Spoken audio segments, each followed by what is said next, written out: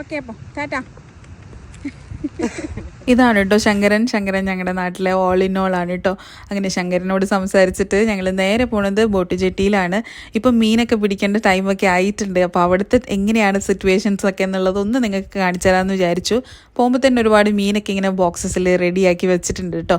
പിന്നെ കുറേ ആൾക്കാർ മീനെ സെപ്പറേറ്റ് ചെയ്യുവാണ്. അവർ ചെമ്മീനൊക്കെ മാറ്റിയിട്ട് ബാക്കിയുള്ള മീൻ നമ്മൾ പൊടിമീനാണെന്ന് പറയുക. അപ്പോൾ ഈ പൊടിമീനൊക്കെ ബോക്സസിൽ ഇങ്ങനെ അറേഞ്ച് ചെയ്ത് വെച്ചിട്ടുണ്ട്. അപ്പോൾ ഞാൻ വിചാരിച്ചു ഇത് മാർക്കറ്റിൽ സെയിൽ ചെയ്യാൻ വെച്ചിരിക്കുവാണെന്ന്, കൊണ്ടുപോകാൻ വെച്ചിരിക്കുകയെന്ന് വിചാരിച്ചു. അപ്പോൾ ഏട്ടന്മാരോട് ചോദിച്ചപ്പോഴത്തേക്ക് ഏട്ടന്മാർ പറഞ്ഞു അല്ല അത് ഫിഷ് മില്ലോട്ട് കൊണ്ടുപോവാണ്, മീനെണ്ണ ഉണ്ടാക്കാൻ വേണ്ടി കൊണ്ടുപോവാണ് കേട്ടോ ഇവർ. അപ്പോൾ ഇതാ ഏട്ടന്മാർ നമുക്ക് കുറച്ച് മീനൊക്കെ തന്നിട്ടുണ്ടായിരുന്നു. മണങ്ങ ഫ്രൈ ചെയ്യാൻ നല്ല ടേസ്റ്റാണ്. നിങ്ങൾ എന്താണ് ഇതിന് പറയാമെന്നറിയില്ല. അങ്ങനെ മീനൊക്കെ കൊണ്ടുതാ നമ്മൾ നേരെ വീട്ടിൽ പോവാണ്. അപ്പം ഇത്രയാണ് നമുക്ക് കിട്ടിയിട്ടുള്ള മീൻ കേട്ടോ. അപ്പോൾ ഇതെല്ലാം നമ്മളിപ്പം ഫ്രൈ ചെയ്യാനൊന്നും പോകുന്നില്ല, കറി വയ്ക്കാനും പോകുന്നില്ല.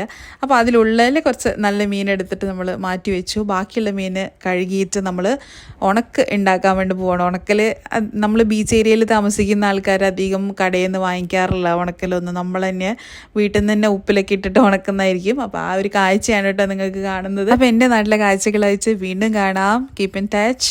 ബൈ.